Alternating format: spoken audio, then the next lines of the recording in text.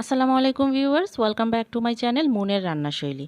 আমার কুকিং চ্যানেলের আজকের আয়োজনে আপনাদের জন্য থাকছে ঝটপট তৈরি করা যায় এমন একটা চিকেন ফ্রাই রেসিপি। আর এই চিকেন ফ্রাইটা আমার তৈরি করতে সময় লেগেছে মাত্র 10 মিনিট। আর চিকেন ফ্রাইটা তৈরি করা এতটাই সহজ যে আপনি ঝটপট যে কোনো সময় এই চিকেন ফ্রাইটা তৈরি করে ফেলতে পারেন। তাহলে কথা না বাড়িয়ে চলুন দেখে নেই এই চিকেন ফ্রাইটা তৈরি করতে আমার কি লাগছে। আশা করছি আমার আজকের রেসিপিটি আপনাদের অনেক ভালো লাগবে। আর আমার ভিডিওটি ভালো লাগলে আমার চ্যানেলটিকে সাবস্ক্রাইব করতে ভুলবেন না। চিকেন ফ্রাই তৈরি করার জন্য আমি এখানে নিয়ে নিয়েছি হাফ কেজি পরিমাণ চিকেন। আমি রেগুলার সাইজে এই চিকেনগুলোকে কেটে নিয়েছি। আমার আরও যে জিনিসগুলো লাগছে সেটা হচ্ছে আমি এখানে 1 চামচ করে আদা রসুন বাটা নিয়েছি। আমার আরও লাগছে হাফ চামচ মরিচের গুঁড়ি, হাফ চামচ গরম মশলার গুঁড়ি, হাফ চামচ গোলমরিচের গুঁড়ি, হাফ চামচ জিরা গুঁড়ি, হাফ চামচ ধনিয়ার গুঁড়ি। আমার আরও লাগছে একটা ডিম, সাথে আমার আরও লাগছে চালের গুঁড়ি। আমি এখানে চালের গুঁড়িটা ব্যবহার করছি। আপনাদের যদি চালের গুঁড়ি না থাকে আপনারা বেসনটাও ব্যবহার করতে পারেন, অথবা আটা দিয়েও কিন্তু এটা করা যাবে। তবে চালের গুঁড়িটা দিলে একটু ক্রিস্পি হয়। আমার আরও যে ইনগ্রিডিয়েন্টসগুলো লাগবে সেগুলো আমি পরবর্তীতে আপনাদেরকে দেখিয়ে দিচ্ছি। তো আমি প্রথমেই চালের গুঁড়ি আর ডিমটা ছাড়া বাকি সব মশলাগুলো এগুলোর সাথে মিশিয়ে নিচ্ছি। আর এই সময় কিন্তু লবণটা দিয়েই মাংসটাকে মিশাতে হবে। আমি সাথে দিয়ে দিচ্ছি 2 চামচ পরিমাণ লেবুর রস। লেবুর রসটাকে দিয়ে আমি খুব ভালোভাবে মাংসটাকে মাখিয়ে নিচ্ছি।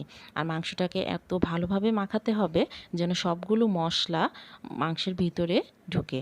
আর আমি যেহেতু এই মাংসটাকে মেরিনেট করে রাখবো না, সাথে সাথেই ফ্রাই করে ফেলবো, তো আপনারা চাইলে এই পর্যায়ে এসে মাংস এইভাবে মশলা মাখিয়ে কিন্তু ফ্রিজে সংরক্ষণ করতে পারবেন 10 থেকে 15 দিনের মতো।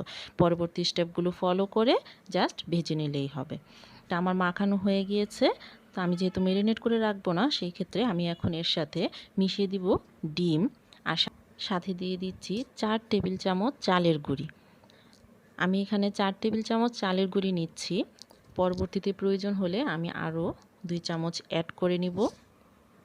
এখন সবগুলো একসাথে খুব ভালোভাবে মাখিয়ে নিতে হবে।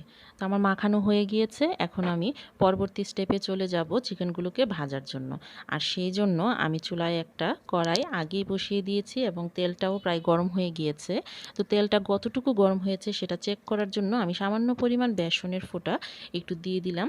আপনারা দেখতেই পাচ্ছেন এটা বুদবুদ করে উপরে উঠে আসছে, তার মানে তেলটা পুরোপুরি গরম হয়ে গিয়েছে। আর চিকেন ফ্রাইটা ভাজার জন্য কিন্তু অবশ্যই তেলটা কিন্তু ডিপ ফ্রাই হতে হবে। দিয়ে দিব সবগুলো চিকেন দিয়ে দেওয়ার পর যখনই কালারটা একটু চেঞ্জ হয়ে আসবে, একটু ব্রাউনিশ কালার চলে আসবে, ঠিক তখনই আমি চিকেনগুলোকে একটু নেড়ে দিব। এবং চিকেনগুলোকে একটা কাঁটা চামচের সাহায্যে নেড়ে দিতে হবে যেন চিকেনগুলো সব দিকে সমানভাবে ভাজা হয়। আর না হয় দেখা যাবে একটা পাশ হয়ে গিয়েছে আর আরেকটা পাশ কিন্তু কাঁচা থাকবে বা ভিতরটা প্রপারলি হবে না। আর এই সময় কিন্তু চুলার আঁচটাকেও মিডিয়াম হাই করে রাখতে হবে, কারণ চুলার আঁচটা যদি খুব বেশি বাড়ানো থাকে তখন দেখা যাবে চিকেনটা বাহির থেকে ব্রাউনিশ কালারটা চলে এসেছে কিন্তু ভিতরটা কিন্তু কাঁচাই থেকে যাবে। তো যখনই কালারটা এরকম চেঞ্জ হয়ে যাবে বা পুরোটা চিকেন ভাজা হয়ে যাবে দুইটা পাশই, তখনই আমি একে একে একটা ছাঁকনির সাহায্যে চিকেনগুলোকে তুলে নিব। তা আমি একটা প্লেটের মধ্যে টিস্যু দিয়ে আমি সেই চিকেনগুলোকে তুলে নিচ্ছি। টিস্যু দিয়ে রাখলে সেই টিস্যুতে বাড়তি যে তেলটা টিস্যুটা অ্যাবজর্ব করে নেবে। সো ভিউয়ার্স, আমার চিকেন ফ্রাইটা কিন্তু একদম রেডি। দেখে নিশ্চয়ই বুঝতে পারছেন যে চিকেনটা কতটা ক্রিস্পি হয়েছে আর খেতে কতটা টেস্টি হয়েছে। এটা আপনারা বাসায় ট্রাই না করলে বুঝতে পারবেন না। আর এই চিকেন ফ্রাইটা কিন্তু আপনারা এইভাবে প্লেন পোলাওয়ের সাথে, অথবা সাদা ভাতের সাথে, অথবা এমনি এমনি সস দিয়ে খাওয়া যায়। তো আমার রেসিপিটি যদি আপনাদের ভালো লেগে থাকে অবশ্যই বাসায় একবার ট্রাই করে দেখবেন কেমন হয়েছে। আজকে এ পর্যন্তই। ভালো থাকবেন। আল্লাহ হাফেজ।